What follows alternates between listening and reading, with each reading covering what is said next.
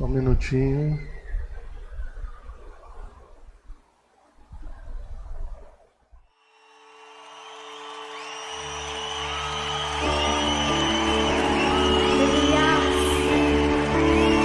Vocês estão prontos? Vamos adorar a Ele?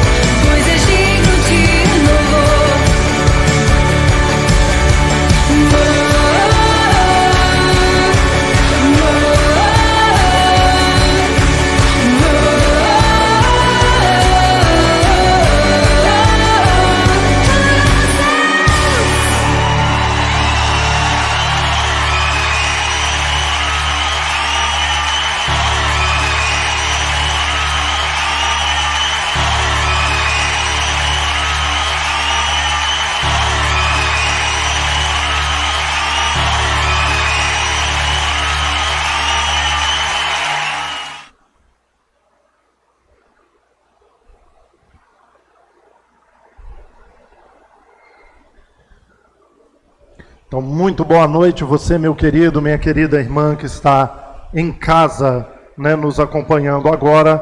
Já tivemos aqui presencialmente o nosso período de louvor, nosso período de adoração, algumas outras coisas aconteceram. Então, o meu abraço a você que está aí em casa. Vamos entrar nessa palavra que Deus ele tem para mim, Deus ele tem para você. E deixa eu te fazer um pedido, você que está em casa aí. Eu preciso de uma renovação espiritual. Eu tenho certeza de que você também precisa. Deixa eu te fazer um pedido. Mande agora o link para pelo menos 5 pessoas.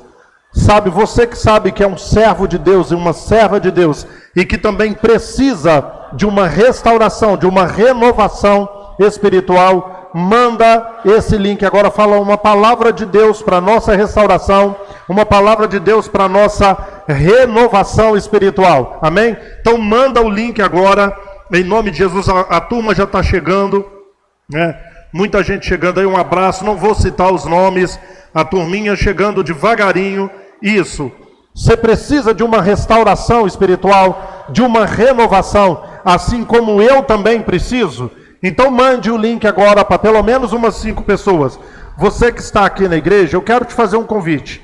Se esta for a sua vontade, se este for o seu desejo, né? Se essa for a sua vontade, se este for o seu desejo, se coloque de pé, tá? Para que nós possamos fazer a leitura, né, da palavra. Então vamos lá, só um minutinho. Ok. Abrindo o slide aqui para o pessoal. Só um instante. Para que o texto possa chegar a eles lá. Só um instantinho.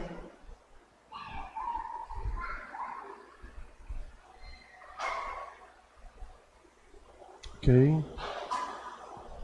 Agora vai. Só esperando o computador abrir aqui o texto. Instante.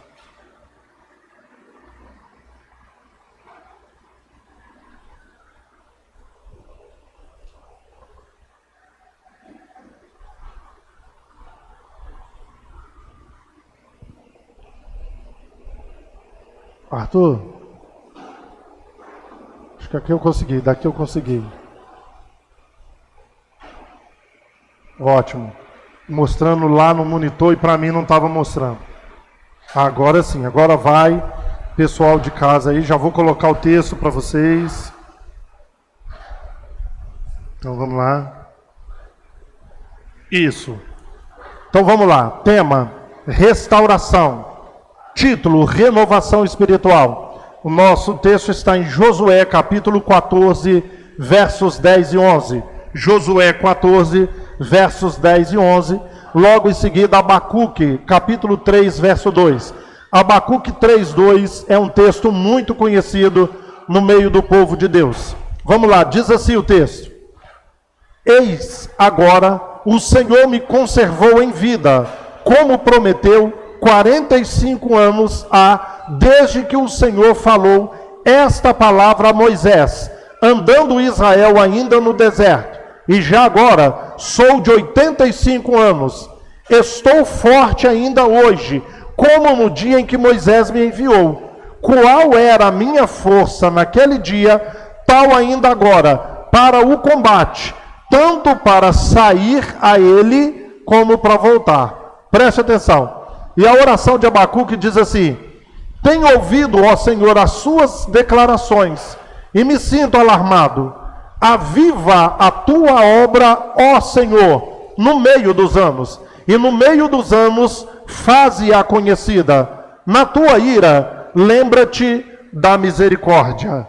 Amém? Pode se sentar, pode se acomodar. Queridos, deixa eu dizer para você o que acontece, ou o que aconteceu que ninguém nasce sabendo. O povo de Israel havia ficado 430 anos escravizados no Egito.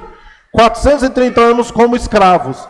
E aí Deus levanta agora Moisés e fala assim: você vai lá e vai tirar o meu povo da escravidão. Você vai lá e vai tirar o povo da escravidão. Ok? E Moisés o fez.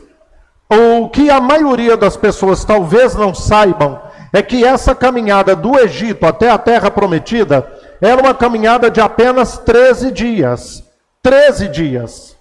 Para você ter uma ideia, querido, para você ter hoje, a capital do Egito é Cairo e a capital de Israel é Tel Aviv. Não é mais Jerusalém, é Tel Aviv. Hoje, do Cairo, capital do Egito, até Tel Aviv, é menos de 2 horas de carro. Em menos de 2 horas. Essa é a distância. Entendeu? Essa é a distância. Menos de 2 horas, 100 e poucos quilômetros. Mas eles levavam 13 dias para fazer essa caminhada. Aí eles saíram, tiveram um contratempo, né? O Mar Vermelho na frente e tal. Quando eles pararam, preste atenção nisso aqui para você entender a mensagem. Quando eles pararam na frente da terra, antes de entrar, Moisés deu uma ordem. Ele separou 12 homens, um de cada tribo. As tribos de Israel é como se fossem os estados da nação. Então, de Israel, aqui a gente tem Rio Grande do Sul, temos o Paraná, temos Sergipe, temos a Bahia, não é isso? Lá eram tribos, 12 tribos, como se fossem os estados da nação. Ele pegou um homem de cada tribo e falou: vocês vão espiar a terra durante 40 dias. Depois desses 40 dias, vocês vão trazer para mim um relatório. Se realmente essa terra mana leite e mel, se a terra é tão boa como estão dizendo que é. No meio desses homens, desses 12 homens, foram Josué e Calebe. Josué e Calebe foram. Os homens foram, espiaram a terra. Ao cabo desses 40 dias, eles voltaram. O que 10 desses homens fizeram? Falou assim: olha, é melhor a gente voltar para o deserto, para o Egito, ou ficar no deserto mesmo. Olha, aquele povo é guerreiro, eles têm guerreiros lá, eles têm soldados, exércitos preparados. A gente não sabe, a gente sabe fazer tijolo, a gente sabe trabalhar com lavoura, com agricultura e com gado. Nós não sabemos nem como coloca a mão numa espada. Então, outra coisa, eles são muitos, os povos da terra são muitos, nós somos poucos. Então eles são muitos, nós somos poucos. E eles são guerreiros, e nós não somos. Além disso, eles têm gigantes na terra. Quando a gente olhava para aquele gigante, a gente se sentia como um gafanhoto na frente deles. Ou seja, a qualquer momento eles vão pisar e esmagar a gente. Então é melhor a gente volta para o Egito, volta para a escravidão, ou fica aqui no deserto, não vamos mexer com isso não. 10 dos 12 homens. E Josué e Calebe, a palavra de Deus diz que esses 10 homens desmaiaram o coração do povo de Israel. Desanimou o povo de Israel. Mas Josué e Calebe falaram assim: não, gente, para com isso, para. Não é assim não, tá? Eles são mais numerosos do que nós, na verdade. Eles são guerreiros e nós não somos. Eles têm gigantes e nós não temos. Mas vocês esqueceram o nosso Deus, as pragas que ele mandou no Egito? Você esqueceu como é que ele nos tirou com mão forte? Ele abriu o mar vermelho, ele fez... Gente, não, nós estamos indo em nome do Senhor. Nós vamos ser vitoriosos, nós vamos conseguir. E a palavra de Josué e Calebe animou o povo de novo, de Israel. Naquele dia, Moisés fez uma promessa para Josué e Calebe. Naquele dia, Moisés fez uma promessa. Falou assim: olha, quando nós entrarmos na terra prometida, cada tribo vai ter sua porção de terra. Cada tribo vai ter sua porção. Mas vocês dois, Josué e Calebe, vocês vão poder escolher a terra que vocês quiserem, a porção que vocês quiserem, onde vocês quiserem. Vocês vão escolher. Cada tribo vai ter sua porção, mas vocês vão escolher o que melhor lhe parecer. Bom, gente, passaram os 40 anos rodeando o deserto por causa da desobediência, por causa da murmuração. Passados os 40 anos, Moisés morreu e Josué ficou incumbido de conduzir o povo na terra prometida. Só que quem estava ali? Heveus, Jebuseus, Gigazeus, os Heteus, os Ferezeus. Falou assim: nós vamos ter que expulsar esses povos da terra e tomar posse da terra. Este expulsar foi uma guerra que durou 5 anos, gente. Então preste atenção. 40 anos andando no deserto, mais 5 anos na base da espada para expulsar aqueles povos de lá. Acabou a guerra, cada tribo já estava na sua porção, havia paz em Israel. Calebe então procura Josué, é o texto que nós lemos. Calebe procura Josué e fala assim: ô Josué, precisa bater um papo com você, cara, aí como é que nós vamos fazer? Aí o Josué falou, vamos marcar lá em casa um cafezinho, um pão de queijo, e a gente conversa. Começaram a conversar e falou assim, ô Josué, você lembra que 45 anos atrás Moisés prometeu a gente? Lembra? Quando a gente ainda estava no deserto, que por causa daquela palavra nossa, nós íamos poder escolher a terra que quiséssemos. Você lembra disso? Lembro. Me dá minha porção, Josué. Me dá minha porção. Isso é o Caleb falando com o Josué. Me dá, porque deixa eu te falar. Hoje eu tenho 85 anos. E quando Moisés falou isso, foi há 45 anos atrás. Os 40 anos no deserto, mais 5 anos batalhando na paz da espada. Eu tenho 85 anos hoje, mas a mesma força, preste atenção, a mensagem começa aqui. A mesma força que eu tinha há 45 anos atrás, eu tenho hoje. Entendeu? A mesma força que eu tinha quando eu estava com 40 anos, eu estou com a mesma força hoje, depois de passado 45 anos. Ô Josué, deixa eu te falar, eu estou pronto, cara. Eu estou pronto para, você viu aí, nesses 5 anos eu tive na batalha com você. Eu estou pronto para entrar numa guerra, e não só para entrar. Eu estou pronto para entrar e sair da guerra. Eu ainda consigo empunhar uma espada, eu consigo lutar no exército. Entendeu? Me dá minha terra que eu consigo trabalhar ela. E aí, querido, eu começo a nossa mensagem hoje com uma pergunta. Eu vou falar de algumas coisas aqui que acontecem com todos os crentes. Todos os crentes. Querido, não interessa se você tem 2 meses de convertido. Não interessa se você tem 2 anos. Ou se você tem 2 décadas de convertido. Algumas coisas que eu vou falar hoje aqui, quando eu falo com você de renovação, de restauração espiritual, quando eu falo isso com você, é porque algumas coisas que estão escritas aqui, acontecem com todo crente. Mais tempo ou menos tempo, isso acontece com os crentes. Às vezes, durante a sua caminhada com Cristo, não acontece uma vez só. Você vai passar por isso aqui que nós vamos falar hoje, algumas vezes na sua caminhada. O que me chamou a atenção de Caleb aqui é o seguinte: me dá minha terra, que a mesma força que eu tinha 45 anos atrás, eu ainda tenho hoje. Há 45 anos atrás, quando eu tinha apenas 40 anos, eu entrava nas batalhas e saía vivo das batalhas. Hoje, com 85 anos, eu ainda estou bom no trem. Eu consigo entrar numa batalha e sair vitorioso dela. Dá para você me dar minha terra? A pergunta que eu quero fazer hoje é: como vai você depois de um tempo da caminhada cristã? Será que eu posso dizer como Caleb disse para Josué? A mesma disposição que eu tinha quando eu comecei a minha caminhada com Cristo, será que eu tenho a mesma disposição ainda? Ou você está incluso no meio daqueles crentes? Ai, que saudade, quando eu tinha mais comunhão com Deus. Ai, meu Deus, um tempo que eu era mais santo. Ai, meu Deus, houve um tempo que eu era mulher de Deus, que eu era homem de Deus. Ai, que saudade quando eu profetizava, quando eu tinha vontade de fazer visita, evangelismo. Hoje não. Pastor, quando eu comecei, eu era pau para toda obra, hoje não mais.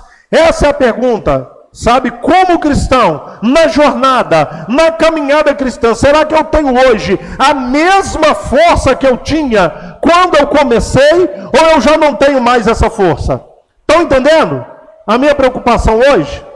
E se a sua resposta é não, se você está refletindo, e se você está sendo sincero consigo mesmo e diante de Deus, agora nesse momento você está pensando assim: pastor, é verdade, eu não sou mais o homem de Deus que eu era quando eu comecei, eu não sou mais a mulher de Deus que eu era quando eu comecei, eu não tenho mais o mesmo vigor espiritual que eu tinha no início da minha caminhada, eu não sou mais aquele servo de Deus que eu era quando eu comecei. Não é verdade, querido? Vamos abrir o confessionário nessa noite. É ou não é verdade?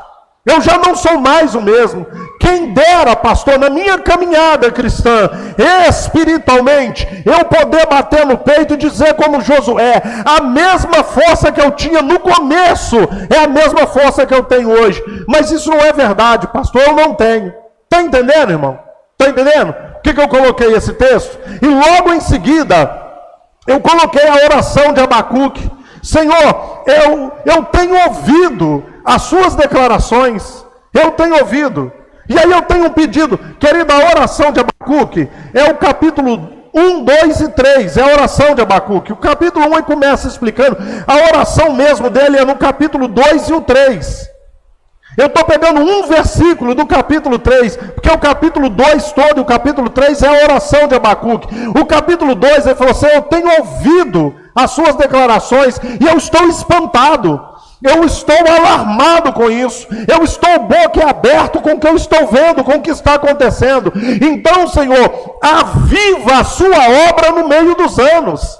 E no meio dos anos faze-a conhecida. Senhor, eu estou pedindo ao Senhor, na sua ira, quando o Senhor estiver irado, lembra-se da sua misericórdia, que é o que eu preciso. Gente, se você leu o Abacuque capítulo 1, 2 e 3, o que ele está falando? Ele está falando assim, Senhor, cadê aquelas maravilhas que nossos pais nos contaram? Aquelas coisas grandes que os nossos antepassados, aquelas experiências maravilhosas, aquelas experiências de milagres extraordinários, aqueles grandes feitos que o Senhor fazia e que foi passando de pai para filho. Cadê, Senhor? Então, se você olhar a oração de Abacuque, ele está pedindo assim, faz de novo, Senhor.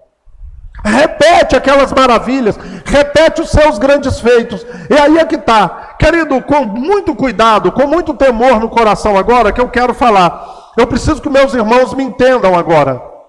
Não estou falando aqui mal de estilo de igreja, de qual regime que essa igreja segue, não estou falando disso.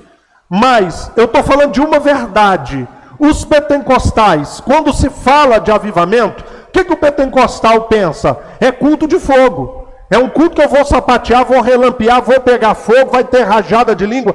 Este culto foi avivado. Mas o avivamento não tem nada a ver com isso. Do original hebraico, a palavra que foi traduzida para o português, aviva, é o seguinte, aqui olha, avivar significa renovar, consertar, reparar, fazer de novo, manter novo, corrigir, retificar. O que é avivar? Consertar, reparar, retificar. Entende? Tem nada a ver com culto de fogo. Tem nada a ver com isso. Então na oração assim, Senhor, eu tenho ouvido as declarações do Senhor. Eu ouvi as coisas que os nossos antepassados nos contaram. Senhor, faz de novo, repara, conserte, recicle, renove, faça de novo as coisas que o Senhor fez. Tem nada a ver com culto de fogo. Então, querido, eu juntei esses dois textos, o de Josué e o de Abacuque aqui, porque é o que eu estou precisando. Olha para a sua vida quando você começou.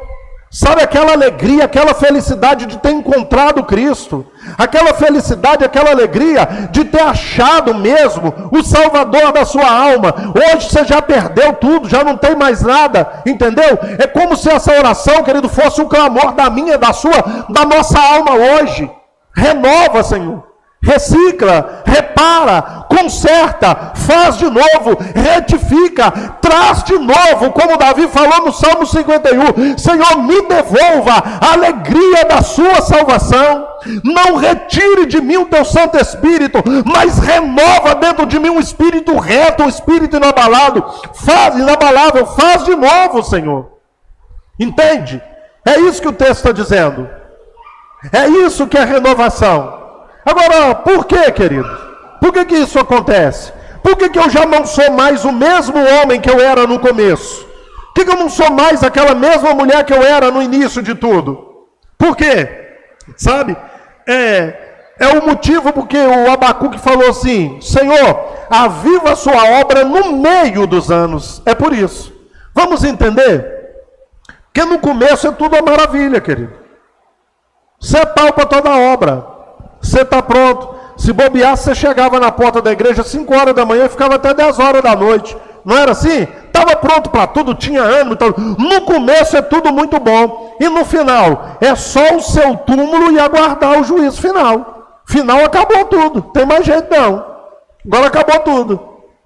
Hebreus 9, 27 está escrito, o homem está ordenado morrer uma só vez, vindo depois disso o juízo. Quando você fechar o olho aqui, irmão, é só esperar o julgamento para ver se você vai passar a vida eterna ou a perdição eterna. Então no começo você está bem. No começo está maravilhoso. Começo é pau para toda obra. No final acabou, você morreu. Já era, o que tinha de ser, já aconteceu. Fechou o olho, é só esperar o dia do arrebatamento. Para saber qual vai ser o seu destino. É no meio dos anos é que a gente precisa de reparação, de conserto, de reciclagem. Está entendendo? De uma retífica. É no meio dos anos que a coisa precisa ser consertada. Está claro isso para você? Você está entendendo isso aí? Por que ele fala, Senhor, aviva a sua obra no meio dos anos, e no meio dos anos faze-a conhecida. Na sua ira, lembra-te da misericórdia. Aí eu vou mostrar para vocês. No começo, você e eu estamos bem. No final é só esperar o julgamento, mas e no meio? Quando eu disse para você que algumas coisas acontecem com todos os crentes, eu não sei se hoje você está bem espiritualmente, ou você está incluído nessas características que acontecem no meio dos anos. O que eu tenho para dizer para você é que hoje é dia de restauração. Hoje é noite de restauração. Amém? Então vamos lá, o que acontece? No meio dos anos algumas coisas acontecem. Primeira delas, nós nos cansamos do Evangelho. Já tem gente cansada do Evangelho.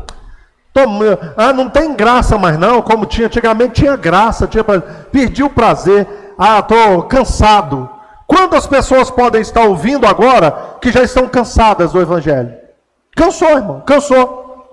Não tem mais prazer, não tem mais alegria, não tem mais, entendeu? Eu quero descansar disso tudo aí. Eu quero distância disso tudo. No meio dos anos, às vezes nós nos cansamos do Evangelho. Segunda coisa que acontece, no meio dos anos a gente acostuma com o Evangelho. Já estou acostumado. Gente, o que tem de gente hoje desanimada, porque teve a pandemia, a maioria das igrejas, gente, desobedeceram. Um dia desses, eu não sei o que nós íamos fazer, que acho que foi no domingo da Páscoa. Domingo da Páscoa. Alguém comentou comigo assim, no privado, pastor, tem umas pessoas da igreja pedindo para ir em outras igrejas, já que a nossa não vai funcionar. Você vai fazer o que lá, querido? Se para a lei mandou fechar. Foi o Arthur, né? Querido, tem uma igreja aqui pertinho, poucos metros da gente. Ficou alguns domingos, baixava, punha os crentes tudo para dentro, baixava as portas e estava fazendo culto com as portas fechadas. Culto clandestino. Você acha que Deus está no meio de uma desgraça dessa? Querido, se a ordem é para fechar e você... hoje foi maravilhoso, o céu desceu. Desceu não, irmão, desceu não. Se está errado, está errado. Aí nós ficamos fechados, 1 ano fechados, 1 ano, e o povo está assim. Por quê, pastor? Não, é porque podia fazer online. Gente, no primeiro culto online que fizemos em março de 2020, nós tivemos quase 450 pessoas acompanhando o culto. Quase 450 pessoas acompanhando online o culto. Quase 400. Foi caindo. Quando a gente chegou a abrir aqui, o Arthur lembra, no domingo à noite a gente tinha 6 pessoas, 5 pessoas, 4 pessoas. Aí você ia conversar e falar assim, cadê o que está desanimado? Não, pastor, o bom, o gostoso é o presencial.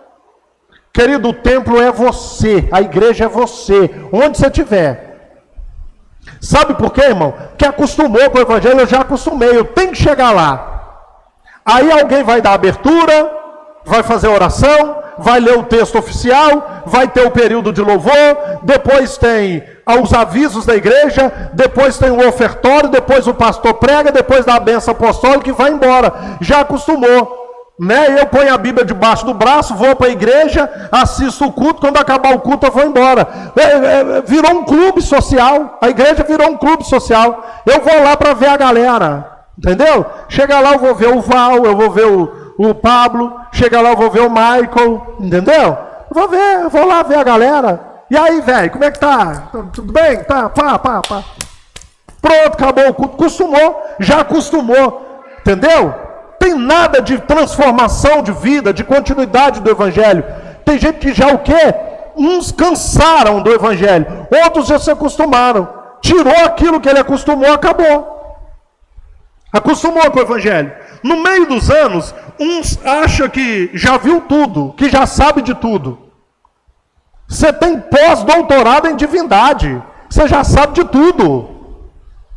Eu, enquanto estava fora do ar aqui, para você que está em casa, eu estava falando com o pessoal aqui. A Valdineia, que sempre nos acompanha, me conhece há muito tempo aqui. Eu tenho 24 anos de pastor, 22 anos de teologia, de professor de teologia. Por que eu estou falando? O que foi marido da Valdineia foi meu aluno de teologia. Pode colocar aqui nos comentários aqui se é verdade ou se não foi. O marido dela, 22 anos atrás, foi meu aluno de teologia. Por que eu estou dizendo isso? 22 anos como professor de teologia, gente, não tem um dia que eu não aprendo mais sobre o Senhor, sobre o Evangelho, sobre a Bíblia. No meio dos anos, a gente acha que já viu de tudo. Conhece a Bíblia de capa a capa. Então, para quê? Precisa não. Teologia, escola dominical, aprender Bíblia. Preciso não, já conheço tudo. Conhece não, irmão. Todo dia eu aprendo coisa nova na palavra. Então, no meio dos anos, nós nos cansamos do Evangelho. No meio dos anos, a gente se cansa do Evangelho, né? Se acostuma com o Evangelho. No meio dos anos, a gente acha que já sabe de tudo. Não sabe, não. Oséias 6,3 está escrito assim: conheçamos e prossigamos em conhecer o Senhor. Não basta você conhecer, você tem que prosseguir conhecendo. Não viu tudo ainda não. Eu não vi. 22 anos de teologia, eu não vi tudo. Todo dia eu tenho coisa para aprender. Porque aviva a sua obra no meio dos anos. Porque no meio a gente se cansa do Evangelho. No meio a gente só está acostumado com o Evangelho. No meio dos anos a gente acha que já sabe de tudo. Não precisa de aprender mais nada. Sabe? No meio dos anos, o que acontece? Nós nos decepcionamos com o Evangelho. Quantas pessoas hoje estão paradas, gente, que decepcionou com a igreja, com o pastor, com liderança, com irmãos da igreja? Quanta gente hoje está precisando de uma renovação espiritual porque está decepcionada com a igreja, com o Evangelho? É ou não é verdade? No meio dos anos essas coisas acontecem. Porque aviva a sua obra no meio dos anos. Porque no meio dos anos a gente deixa cair algumas coisas pelo caminho. Nós vamos à nossa caminhada e algumas coisas vão caindo pelo caminho afora. O que cai pelo caminho? O que está caindo? Primeira coisa, querido, a gente deixa cair o nosso padrão de cristianismo. Preste atenção que eu vou dizer para você. A palavra cristão quer dizer pequeno Cristo ou parecido com Cristo. Cristão quer dizer pequeno Cristo ou parecido com Cristo. Aqui, sua atenção aqui. Lá dentro da sua casa, com seus familiares, as pessoas olham para você. O que eles veem? Um pequeno Cristo? Alguém parecido com Cristo? Lá na empresa onde você trabalha, você é um pequeno Cristo? Alguém parecido com Cristo? Entre os seus parentes, entre os vizinhos, na escola onde você estuda, você é um pequeno Cristo? Alguém parecido com Cristo? Querido, deixa eu dizer uma coisa, hoje crente não está lendo Bíblia. O crente lê quando a gente coloca no telão aqui, ó. Quando coloca aqui na live aqui, você coloca o texto, né? Coloca o slide ali, o crente lê. Como é que aqueles que não é crente vai ler Bíblia? Se nem os crentes estão lendo. O que o senhor quer dizer com isso, pastor? Ô Carlão, o que você quer dizer com isso? O Carlão quer dizer o seguinte: já que as pessoas não leem Bíblia, a minha vida, a sua vida precisa ser a Bíblia que os outros leem. Precisa de ler Bíblia não. Ninguém precisa ler Bíblia, só precisa olhar para mim, para os meus comportamentos. Está entendendo? As pessoas só precisam ver as minhas atitudes e as minhas palavras, que eles vão estar vendo uma Bíblia ambulante. Paulo vai falar em Coríntios que nós devemos ser cartas abertas e lidas por todos. É isso, querido. Eu e você precisamos ser isso. Sabe? Quando morre Charles Spurgeon, príncipe dos pregadores, foram perguntar para um dos principais discípulos dele, o príncipe dos pregadores: você aprendeu muito com as mensagens de Spurgeon? Ele falou assim: com as mensagens? Deixa eu te falar, as atitudes dele falavam tão alto que eu quase não ouvia as palavras dele. Então a gente deixa cair o padrão, irmão. Tem nada de pequeno Cristo ou parecido com Cristo. O que você escuta? Elis, por exemplo, o que você escuta? Nossa, se um dia eu for ser uma crente, eu quero ser uma crente igual a Elis, que aquela é mulher de Deus. Ou você escuta para ser crente igual a Elis, até o capeta é. O que você escuta? Quando as pessoas olham as suas palavras e as suas atitudes. Paulo fala que o evangelho, o amor de Cristo nos constrange. Será que as pessoas estão sendo constrangidas a virem para Cristo através da minha vida, da sua vida? Ou você deixou no meio dos anos? No meio dos anos, querido, no meio dos anos, a gente se cansa do evangelho, a gente se acostuma com o evangelho, a gente acha que já sabe tudo do evangelho, a gente se decepciona com o evangelho e a gente deixa cair o padrão de cristianismo. O que mais que a gente deixa cair? O padrão de santidade. Deixa eu te contar uma coisa aqui, querido. A Bíblia não é antiquada não, viu? As pessoas ficam querendo relativizar a Bíblia. Não, isso é relativo. Para você pode ser pecado, para mim não é. Querido, deixa eu te falar com você aqui. A briga que eu tenho é quando as pessoas falam que algo é pecado e aquilo não é. Entendeu? Pastor crente pode fazer tatuagem, pastor crente pode beber bebida alcoólica, pastor crente pode escutar a música do mundo, pastor crente pode isso. Querido, você fala que é pecado o que a Bíblia diz que não é. Aí eu sou contra. Mas o que é pecado foi pecado há 6.000 anos atrás, foi há 2.000 anos atrás e é hoje. Entendeu? É pecado, é errado e pronto, acabou. Entendeu? Então o padrão de santidade também acabou. Não, isso não tem problema, aquilo outro não tem importância. Quando você vê o padrão de santidade, que santo quer dizer separado, foi para o beleléu. No meio dos anos caiu o padrão de santidade. Tem nada a ver, aquilo outro não tem nada a ver. Você está mergulhado no pecado. Já virou um pecado de estimação. Por que pecado de estimação? Porque ele dorme com você, ele almoça com você, ele janta com você, ele vai trabalhar com você, ele vai para a escola com você, ele namora junto com você. Está lá o pecado, já virou pecado de estimação. No meio dos anos a gente deixa cair o padrão do poder de Deus em nós. Querido, na carta aos Efésios, capítulo 3, verso 10, vai dizer que a igreja é a multiforme sabedoria de Deus, e as muitas formas de sabedoria de Deus precisam ser conhecidas dos principados e potestades e dos homens. Como que anjos e demônios e autoridades e os homens comuns vão conhecer as muitas formas de sabedoria de Deus? Através da igreja. Vem cá, através de mim, será que alguém tem conhecido as multiformes sabedoria de Deus? Através de você? Ou você deixou cair o padrão do poder de Deus na sua vida? O padrão de você ser o poder de Deus para exalar a multiforme sabedoria de Deus, para pulverizar, para espalhar a multiforme sabedoria de Deus. No meio dos anos a gente deixa cair. No meio dos anos a gente se rende, irmãos, a tentações e pecados. Você lembra que no começo você estava firme? O pecado vinha, você dominava no peito e fazia gol de letra com o pecado, chutava ele para longe. Agora, né? No meio dos anos, qualquer tentaçãozinha que vem, a gente cai na tentação, a gente cede ao pecado. No meio dos anos você não consegue mais resistir à tentação. No meio dos anos você não consegue mais resistir ao pecado. É o que acontece, sabe? Então, por que aviva a sua obra no meio dos anos? Por que eu falei com você que muitas das vezes nós não estamos mais com a mesma força que nós tínhamos no começo da caminhada cristã? No começo a gente era pau para toda a obra, no final acabou, meu irmão. Você fecha o olho e espera o seu julgamento. Agora no meio dos anos, recapitulando, a gente se cansa do evangelho. A gente se acostuma com o evangelho. A gente sabe que já sabe de tudo sobre o evangelho.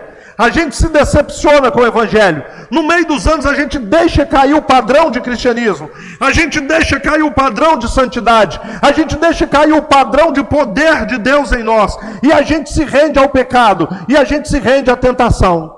Por isso que Abacuque, a oração dele nunca foi, mais ou menos uns 2.500 anos atrás que ele fez essa oração, ela nunca foi tão atual, Paloma, como é agora. Senhor, pelo amor de Deus, aviva a sua obra no meio dos anos, recicla, repara, conserta, retifica, faz de novo, recicla, Senhor, a sua obra na minha vida, entendeu, gente?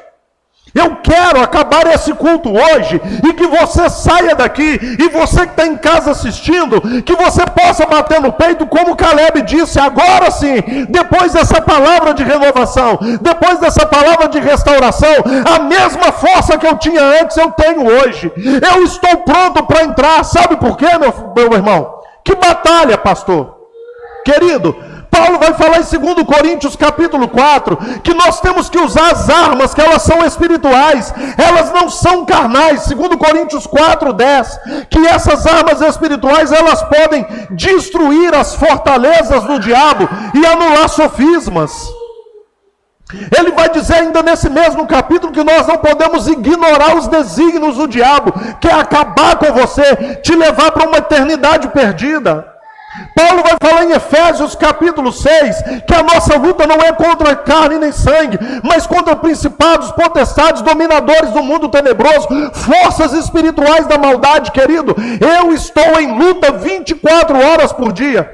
Eu tenho costume de dizer que quando você entrega a sua vida para Cristo, pega uma foto sua 3x4 e entrega ela lá no inferno para Satanás.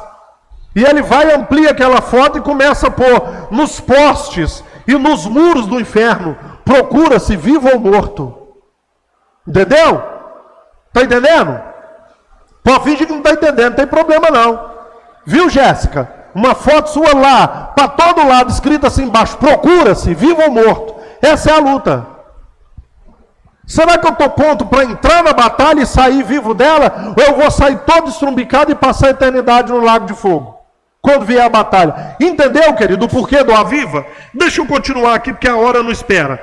Então, querido, quando essas coisas acontecem, que a gente deixa cair, né, padrão de cristianismo, de santidade, que a gente acostuma com o evangelho, com tudo aquilo, aquelas 9 coisas que eu falei, normalmente as pessoas tomam 4 decisões. 4 decisões. As 3 primeiras nós não deveríamos tomar, e a última decisão é que eu devia tomar, e você também. Você acostumou com o evangelho? Você se cansou do evangelho? Você acha que já sabe tudo sobre o evangelho? Você se decepcionou com o evangelho, com as pessoas do evangelho? Você deixou cair pelo meio do caminho um monte de coisa. Quais as decisões que as pessoas tomam? Alguns, a primeira decisão é acomodar, fica meio parado. Você já não é mais o pau para toda a obra no reino de Deus. Você é aquela água parada, aquela água morna, aquele sujeito parado. Eu não estou falando da igreja, 4 paredes, não. Estou falando disso, isso é evangelho, não. A igreja é você e sou eu, não é esse prédio aqui, não. Qual que é a primeira decisão que as pessoas tomam? Parar, estou parado. E aí, não, de vez em quando eu vou lá, de vez em quando eu ponho lá, escuto uma pregação, de vez em quando, entendeu? Eu continuo crendo em Cristo, continuo tendo minha fé, mas... E o reino de Deus é obra de Deus? Não, tá mais parado do que, entendeu? Estou mais para lá do que para cá. Essa é uma decisão. Acostumou? Cansou? Acha que já sabe tudo? Decepcionou? Deixou cair algumas coisas? Cedeu à tentação? Cedeu ao pecado? Cruzou o braço, parou. Gente, deixa eu falar com você. O parar, o estacionar, é uma linha tênue, é uma linha fina entre essa primeira decisão que as pessoas tomam e a segunda decisão. Qual que é a segunda? Então, alguns, no meio dos anos, é isso que acontece, está meio parado. Não, eu falo, não, de 2 em 2 meses eu dou uma pulada lá na igreja, escuto o pastor, eu dou, entendeu? Também. Deixa eu falar com você uma coisa aqui. Quem me conhece, 24 anos de pastor, eu não mando recado para ninguém não, hein? Pastor está falando aquilo para minha casa. Você não está com essa bola toda de eu preparar uma mensagem para pregar só para você, não. Tem muita gente precisando de ouvir isso aqui. Pastor falou aquilo para mim. Nunca mandei recado para ninguém do altar, do púlpito, não é que não existe altar mais não. Está com essa bola toda não. Então qual que é a decisão que algumas pessoas tomam? Parar. Estacionou, está parado. A segunda decisão que as pessoas tomam é retroceder, voltar atrás. E aí sabe o que acontece? A vida espiritual vai retrocedendo também. Sabe por quê? Que a Bíblia diz que um abismo chama outro abismo. Você vai cada vez mais ficando mais fraco, mais fraco, mais fraco. Alguns param. Está estacionado, continua, vai levando a vida. Qualquer jeito. Está parado. Não é mais aquele homem de Deus que era. Nem aquela mulher, parou. Deixa eu te contar uma coisa aqui. Quando Nicodemos foi conversar com Jesus em João capítulo 3, Jesus fala com Nicodemo: Nicodemo, deixa eu te falar, o vento sopra onde quer, você ouve a sua voz, mas não sabe de onde vem nem para onde vai. Assim é todo aquele que é nascido do Espírito. Ou seja, a obra do Espírito Santo é contínua na minha vida, na sua vida. Começou, majestade, o rei Arthur, no dia que você conheceu a Cristo. Que dia que vai parar a obra de Cristo? Só o dia que você morrer. Está parado? Está estacionado? Ou está retrocedendo? Está errado. Ele tem que continuar. O Espírito Santo tem que continuar transformando a minha vida. Todos os dias tem que ter uma transformação. Como é que está a transformação espiritual aí na sua vida aí? Como que está? Continua? Ou ela está parada? Ou ela está retrocedendo? Essa é alguma decisão. Alguns retrocedem, vão retrocedendo, retrocedendo, retrocedendo. Terceira atitude que as pessoas tomam é a apostasia. Deixa eu explicar para vocês aqui. A palavra apostasia é do grego divórcio. O que é divorciar? Apostatar. Apostatar da fé. Só que olha o peito dos crentes. Presta atenção que eu vou te dizer.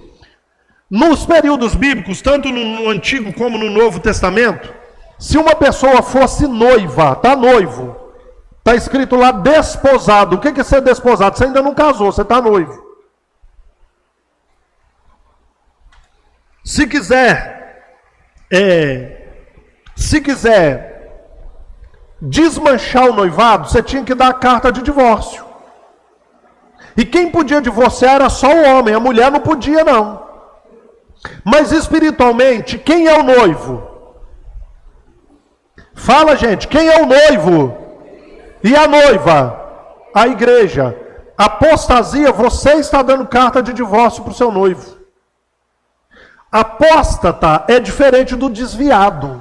Desviado é uma coisa e apóstata é outra. Vamos entender o apóstata? O apóstata é assim: você crê em Cristo? Crê. Você crê no Pai? Crê. Você crê na obra de Jesus? Creio. Fielmente nisso aí. Você quer que Jesus veio em carne? Creio. Você quer que ele morreu para te salvar? Creio. Você crê que ele ressuscitou? Sim. Você crê também que ele vai voltar um dia para buscar a sua igreja? Crê. Você quer que a igreja tem que continuar a obra de Cristo na terra? Creio. Mas eu não quero compromisso com isso aí. É a igreja para lá, Cristo para lá e eu para cá. Apostasia é isso. Eu não quero mais responsabilidade. Eu não quero mais compromisso.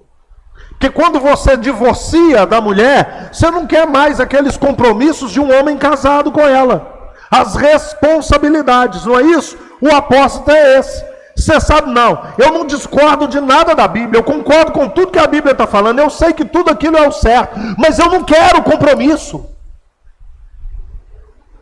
Alguns param, estacionam, alguns retrocedem, outros apostatam da fé. Abandonar, a palavra pode ser também traduzida por abandonar. Abandonou a fé.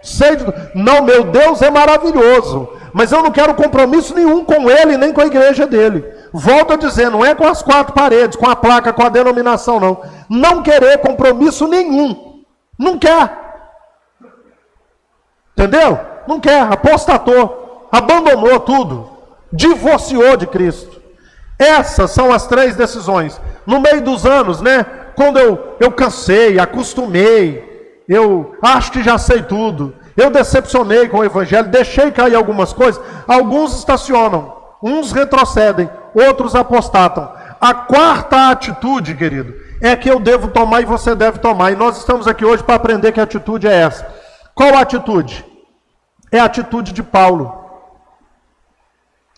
Ele estava preso em Roma, já tinha saído a sua sentença. Qual que é a sentença? Pena de morte. Vamos matar o Paulão. Paulão vai para o Beleléu. Nós vamos matar o Paulo. Entendeu? Essa aí é que foi a sentença de Paulo. Ele só estava esperando o dia da execução dele.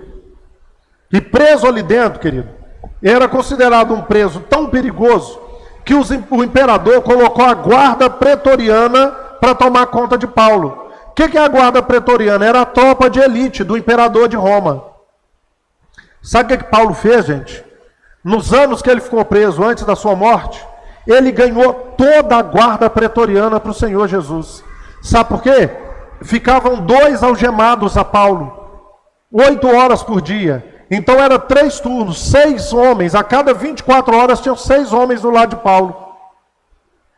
Então, nas primeiras 8 horas do dia, tinha 2 homens, algemados um de um lado, outro do outro. Aí revezava, aqueles 2 iam para lá, vinham outros 2.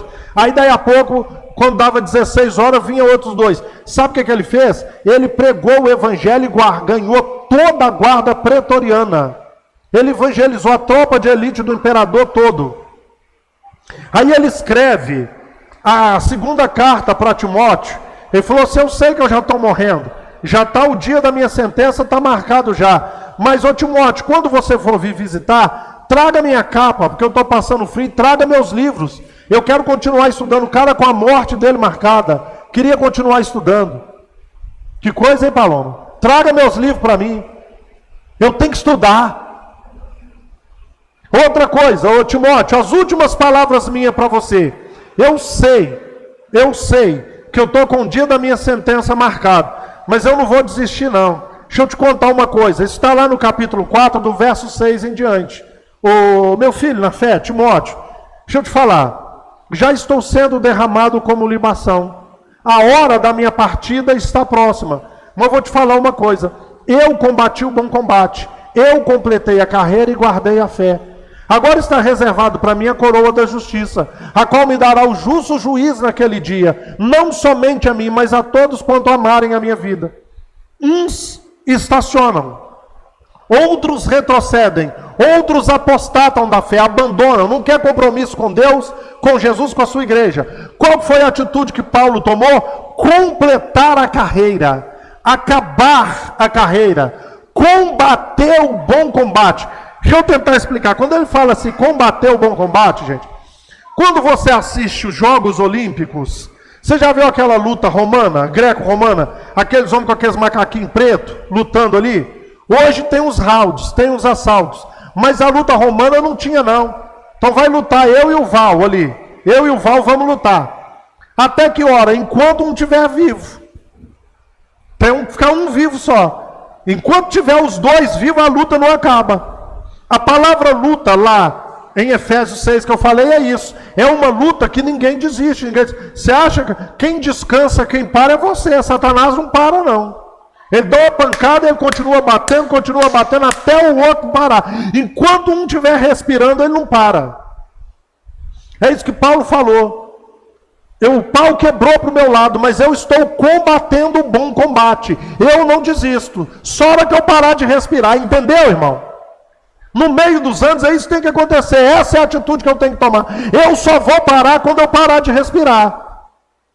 Os últimos dias aí de novo, quem é mais próximo a mim viu aí a luta que eu passei com a doença com a esposa.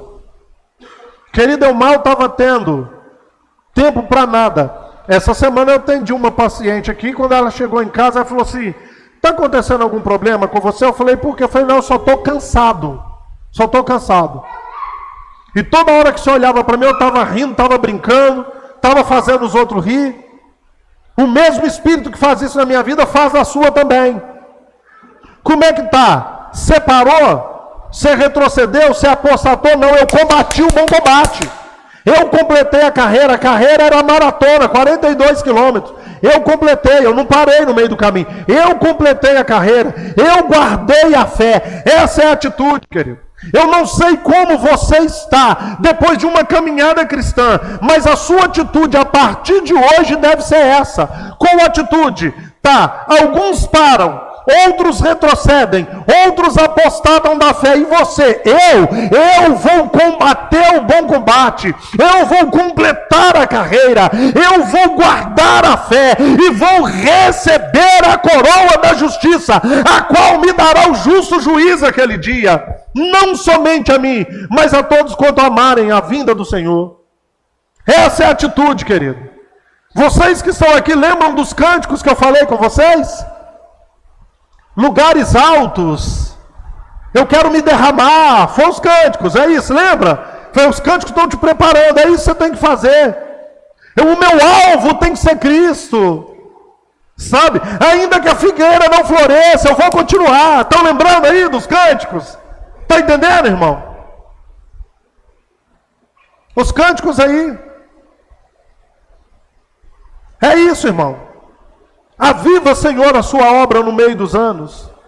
Repara, recicla, conserta, renova, retifica, recicla. Está entendendo, irmão? Uns param, outros retrocedem, outros divorciam. E você que está me ouvindo hoje, inclusive você que está ouvindo em casa aí, entendeu? Você, qual que é a atitude? Combata o bom combate. Completa a sua carreira, guarda a sua fé. Continuando aqui, irmão. Como é que é o processo de renovação espiritual? Não sei se você lembra que eu falei, você tem que querer. Eu vou me derramar. Lembra? Eu vou me derramar, eu tenho que querer. Você tem que querer. Quando a gente fala que recicla, vamos lembrar dos catadores de material reciclável. Você sabia que tem muitos produtos na sua casa que você não sabia disso e eles são feitos de materiais recicláveis?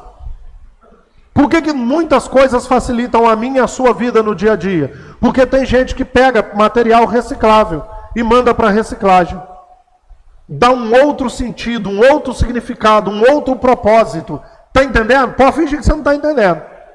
Ser besta, né? O besta do Carlos. Carlão ontem colocou um vídeo nas redes sociais de 30 segundos. Ó, amanhã, dia 25, é dia de renovação, de restauração. Não perca. O besta veio. Você não veio? Então você veio para ser reciclado. Ninguém mandou você vir, ninguém mandou você assistir. Está entendendo? Ele vai pegar você e vai dar um outro significado. Uma outra função. Um outro propósito para a sua vida. Posso ouvir um amém? Você é de casa. Posso ouvir um amém? Então, primeira coisa, o Espírito Santo ele vem e ele recicla. O que ele vai fazer com você, querido? A partir de hoje, se você quiser, ele vai te fazer andar de novo dentro de um conceito cristão. As pessoas vão olhar para mim e para você e falar, e vai um homem de Deus, ele vai uma mulher de Deus. Quando o Espírito Santo vem, ele recicla, ele repara, ele conserta, ele retifica. Quando ele aviva, que avivamento é isso. Né? Ele vai fazer eu e você novamente andar debaixo de um conceito cristão. Vai fazer você andar debaixo de um conceito cristão. O que mais? Ele melhora o seu desempenho. Em tudo que você faz no reino de Deus. Estou falando de igreja não, querido. Estou falando do reino. Quando o Espírito Santo vem, ele melhora o seu desempenho. Ele melhora o seu desempenho. Quando o Espírito Santo vem, ele melhora o seu relacionamento com Deus. Deixa eu perguntar aqui.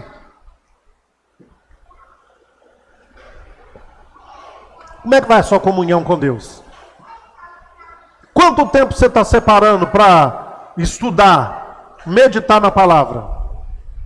Quanto tempo você separa de oração? Um particular. Na época que eu era jovem, era um PC. O que é PC? Bater um papo cabeça. Ô Val, eu quero bater um PC com você. Era o que é isso? Você bater um papo cabeça. Era as gírias da minha época. Quanto tempo tem que você não ter um PC com Deus? Que hoje, né, PC, papo cabeça, PC, pastor Carlos, que está tudo com PC. Né? Quanto tempo que você não tem um PC com Deus? E não estou criticando não. Mas quanto tempo que você passa no WhatsApp? Eu já falei, queridos. Eu já falei. Não manda nada no status não, que eu não vejo não. Eu não tenho tempo, irmão. Não é porque eu não quero. Eu não tenho tempo. Queridos, eu tenho mais de 3.000 contatos no meu celular. E ninguém manda uma foto só. Quando eles mandam 8, 10. Você pensou, Paloma? 3.000 contatos, se eu ficar vendo status, eu vou ficar o dia inteiro e não vou ver todo mundo. Então, se você quiser mandar alguma coisa, fala assim, pastor, olha meu status lá. E eu olho. O ano passado, a pastora Cláudia que falou comigo, pastor, o senhor viu o status, fulano. No dia do meu aniversário, mandaram homenagem para mim no status. Eu falei assim, eu não vi não. Quando ela foi me falar, era 9 e tanto da noite, foi aí que eu fui ver. Não manda que eu não olho. Então eu não tenho tempo para a palavra, eu não tenho tempo para comunhão com Deus, mas eu tenho tempo para o WhatsApp. Eu tenho tempo para status, eu tenho tempo para Facebook, para Instagram, eu tenho tempo para Netflix e agora o desgraçado como é que é? O TikTok. Que aquilo é um atrás do outro, assim, né? É para cima que passa o dedo, não é? Tem alguma coisa contra? Tenho não, irmão. Eu só quero saber quanto tempo, porque quando o Espírito Santo vem, ele coloca fome pela palavra, ele coloca fome de comunhão com Deus. Tá? Se eu não tenho fome de comunhão com Deus, se eu não tenho fome pela palavra, entendeu? Quando ele vem, faz isso. Quando o Espírito Santo vem, ele melhora o serviço cristão. Quando perguntaram a Jesus várias vezes, Senhor, quem é o maior no seu reino? Ele falou, é o que serve. Quanto mais servir, maior é no meu reino. Quanto mais servir. Entendeu? Irmão, quando o Espírito Santo vem, eu estou falando do verdadeiro avivamento. Estou falando aqui, eu não vou falar de igreja dos outros, não vou citar nome. Quem está me acompanhando aqui, eu falei que a mensagem hoje é de renovação. Mas o coro está cantando, não é? Toda vez que eu vou pregar, gente, é isso, o coro canta. Você não vê glória a Deus e aleluia na minha mensagem, não. Estou falando de poucos anos, nós tínhamos outros pastores na igreja, e quando ia pregar, tinha uns que tinham uma mensagem mais avivada. O que mais falava em língua, estou falando de moça da igreja, a que mais falava em língua, a que mais sapateava, a que mais rodopiava, é a que mandava foto dos seios e das partes íntimas dela para tudo quanto é rapaz da igreja. Não podia ter um culto de fogo, que é a primeira a entrar no fogo. Eu nem sabia ainda o que era o tal de nudes, ela já mandava nudes para os outros. Um dia, gente, e fazia parte do departamento da igreja, um dia, um culto da ceia do Senhor, um rapaz antes do culto mandou, pastor fulano está mandando foto assim, assim, assim para mim, antes do culto. Eu falei assim, olha, a gente tem que investigar, que toda história tem dois lados, né? Deixei, ela veio, fazia parte do departamento de dança da igreja, dançou, na hora da ceia, pulou, relampeou, pegou fogo, sapateou, soltou rajada de língua, tinha acabado antes do culto de mandar foto das partes íntimas dela, para um rapaz da igreja. Quando acabou o culto, eu fui levar a minha mãe em casa, quando eu voltei o rapaz tomou a ceia, sentiu uma presença de Deus violenta. Pastor, acabou de mandar de novo aqui, ó, foto para mim. Que Espírito Santo, hein, que é esse, hein? Tá vendo? Quando ele vem, querido, sabe, ele vai trazer convicção da nossa verdadeira situação e transformação de vida. É isso que o Espírito Santo está fazendo. Está te mostrando qual que é a sua verdadeira situação. E está propondo para você mudança de vida hoje. Quando o Espírito Santo vem, ele traz arrependimento. É metanoia, muda o jeito de pensar, os sentimentos e os desejos. Quando o Espírito Santo vem, sabe, ele traz desejo de ser servo. Quando o Espírito Santo vem, ele traz transformação de outras vidas através da sua vida. Através da sua vida. Transformação de vidas através da sua vida. Quando o Espírito Santo vem, ele traz também milagre, cura. Ele traz essas coisas. Sabe? Quando o Espírito Santo vem, ele traz salvação, irmão. Isso é avivamento, é uma mudança, tá? Para a gente terminar com a nossa mensagem hoje, deixa eu falar com você sobre as áreas de atuação. O que o Espírito Santo ele faz? O que ele quer fazer com você hoje? Você que clamou, aviva, Senhor, sua obra no meio dos anos, sabe? Ele vai corrigir áreas vulneráveis nas nossas vidas. Você crê nisso, querido? Pastor, se me oferecer cigarro e bebida, eu não caio não, mas se o rabo de saia olhar para mim, eu vou. Então o rabo de saia é uma área vulnerável na sua vida. Aí a moça fala assim, pastor, droga, esses trem, bebida, não. Mas ai, se eu ver um homem, tô dentro. Então quais são as áreas vulneráveis da sua vida? É isso que ele quer fazer hoje. Você crê nisso, irmão? Você quer que essa palavra veio de Deus para você hoje? Você quer que Deus quer que você saia daqui diferente de como você entrou? Você que está assistindo, você quer crer que Deus ele pode mudar a situação da sua vida? Você crê nisso? Então, querido, eu vou te dizer uma coisa. Eu já falei isso outras vezes e vou dizer. Olha, a vida espiritual do crente, pensa assim, olha, num botijão de gás. O botijão é você e o gás é o Espírito Santo. Eu sou o botijão, você é o botijão e o gás é o Espírito Santo. Pensa na válvula ali da mangueira, se estiver vazando o gás. Ou se aquela mangueirinha estiver furada, o gás está vazando. Está vazando, está vazando o gás, está vazando, está vazando. Você veio para o culto hoje à noite, Márcio. Você está aqui no culto. O gás está vazando, que é o Espírito Santo. Vazou tudo. Você chega em casa e fala assim, acabar o culto agora. A Jéssica fez para mim um almoço gostoso hoje. É só esquentar a comida, eu vou jantar e vou dormir. Quando chega em casa, que o Márcio vai esquentar a janta, não tem gás. Acabou o gás. Por quê? Que a mangueira estava furada e o gás vazou tudo. Como assim? Deixa eu te explicar, ô Alessandra. Deixa eu explicar a você como é que é. Alguém sabe lá que você é crente, seu vizinho, entendeu? Sabe que você é crente. Aí 3 horas da manhã, bate na sua porta. Fala assim, ô Alessandra, você é crente, né? Meu marido está endemoniado lá em casa. Vão lá, você fala com você, acabou o gás. Tem gás não. Não é assim? Isso é o gás. Eu vou te dar o nome aqui de um depósito de gás. Aí você dá lá, 31992061576, liga lá que lá tem gás 24 horas. Não é assim que as pessoas fazem? Ou então tem alguém no CTI, ô Micael. Professor Micael, você é crente, não é? É. Liberaram a visita lá, vão lá orar para o meu pai. Você fala assim, eu não posso não, por quê? Porque acabou o gás. O gás que era o Espírito Santo, acabou tudo, vazou tudo. Na hora que mais precisa do gás, ele acabou. Entendeu? Isso quando o gás acaba.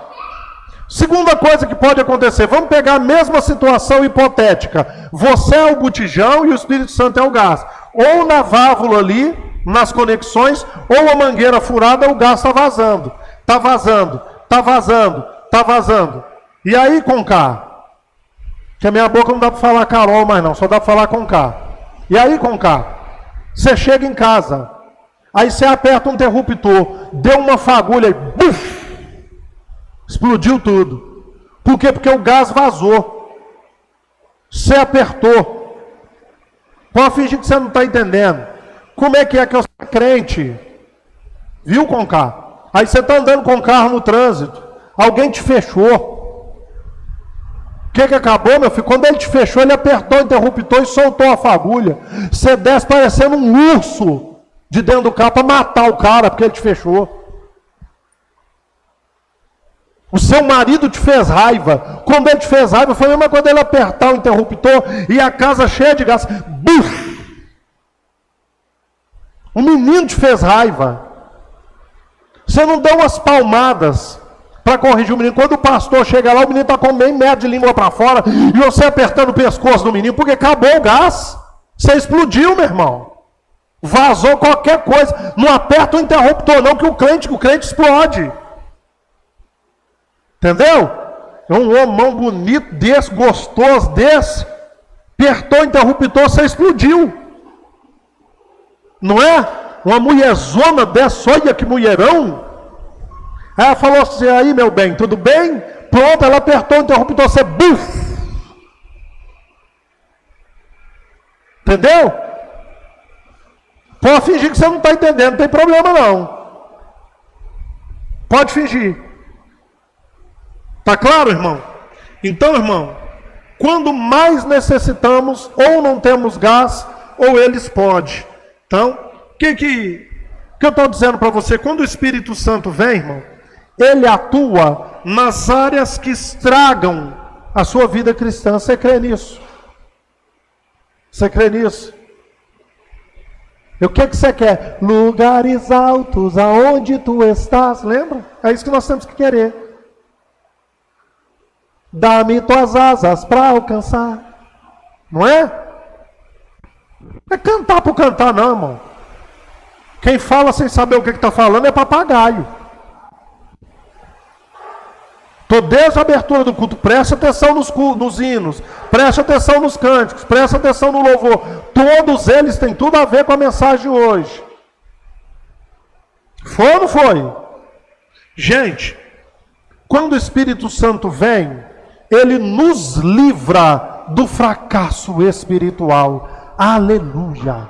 Glória a Deus. E é por isso que ele te trouxe aqui hoje. Você não está aqui porque você viu a chamada do Carlos lá no WhatsApp não, ou no Instagram não. Você está aqui porque o Espírito Santo de Deus te trouxe aqui hoje. Você não está assistindo aí simplesmente porque te deu vontade. Foi o Espírito Santo que te colocou na frente dessa telinha aí. Sabe? Porque Ele quer te livrar do fracasso espiritual. Para terminar, querido, Deus quer fazer um milagre que Ele fez no começo da sua vida cristã de novo. E Ele quer começar hoje, aqui, agora, aí, onde você está. Ele quer começar de novo. Senhor, que você possa sair daqui hoje dizendo: Senhor, deixa eu falar com o Senhor um negócio. Pode contar comigo. Pode botar alguma coisa na minha mão aí no seu reino para eu fazer. Que é a mesma força que eu tinha quando eu comecei, eu tenho ainda hoje. Pode contar comigo, Senhor, que eu estou pronto para a batalha, para a guerra, para o combate. Eu estou pronto para combater o bom combate. Não só para entrar no combate, mas para sair dele vitorioso. Contra o pecado, contra o costume, contra as decepções, contra os padrões que deixamos cair. Eu vou entrar na batalha e vou sair vitorioso. Está entendendo? É isso, querido, em nome de Jesus. Essa é a oração de Abacuque. A oração de quem quer renovação. Eu vou julgar aqui de novo, querido. Vou julgar aqui outra vez. Tá aí, olha. 2 capítulos de oração. Eu só pedi esse aqui. Só o verso 2. Somente o verso 2. Você em casa e você que está comigo aqui. Está aí na tela para você agora. Está aí na tela para você. Quando eu disser 3. Quando eu disser 3. Eu sei, querido, chega 6, 7 segundos com atraso. Para você que está em casa aí, mas o que vale é a intenção. Quando eu disser 3, você vai falar comigo essa parte da oração de Abacuque. Pode ser? No 3, todo mundo? Você aqui e você de casa também. 1, 2, 3. Tenho ouvido, ó Senhor, as tuas declarações e me sinto alarmado. Aviva a tua obra, ó Senhor, no meio dos anos. E no meio dos anos, faze-a conhecida. Na tua ira, lembra-te da misericórdia. Se coloque de pé, meu querido, minha querida. Você de casa, falando aí junto comigo hoje. Você que ainda não deixou o seu like, deixa o seu like. Você que não é inscrito, se inscreva. Deixe comentários, querido. Nós precisamos dos seus comentários aí. Ok? Mas a oração hoje também é a oração de Davi. Quando ele foi descoberto, ele havia cometido 2 pecados que também eram crimes. E os 2 era a pena de morte. Ele receberia 2 penas de morte. Mas ele entrou no templo e fez o Salmo 51. E aí, dentre as palavras dele no Salmo 51, tem uma que ele diz assim: Senhor, compadece-te de mim. Não retira de mim o teu Santo Espírito, mas cria em mim um espírito reto, um espírito inabalável. Devolve-me a alegria da sua salvação. Essa é a nossa oração nessa noite, querido e querida, no nome de Jesus Cristo. Faça do Salmo 51, Abacuque capítulo 2 e 3, leia em casa hoje e faça desses a sua oração. Pai, tem misericórdia de nós, Deus. Eu não vou ser extenso na palavra, só isso, eu só clamo a sua misericórdia, a sua graça sobre as nossas vidas, no nome de Jesus. Mais uma vez eu quero colocar todos os pedidos que estão no nosso grupo de intercessão. Hoje em especial, eu quero colocar o nosso irmão Salvador, pai de alguma das irmãs da igreja. Meu Deus, olha com seu olhar de compaixão. Esteja com ele agora, meu Deus. Em nome de Jesus. O Senhor sabe o que está havendo. Eu clamo a Ti. Em nome de Jesus Cristo. Amém e amém. Que o Senhor te abençoe e te guarde. Que o Senhor faça resplandecer o seu rosto sobre ti e tenha misericórdia de ti. Que o Senhor sobre ti levante o seu rosto e te dê a paz. Que a graça do nosso Senhor Jesus Cristo, o amor de Deus e as infinitas consolações do Espírito Santo estejam com todos, hoje, para todo sempre. Amém e amém. Fiquem em paz.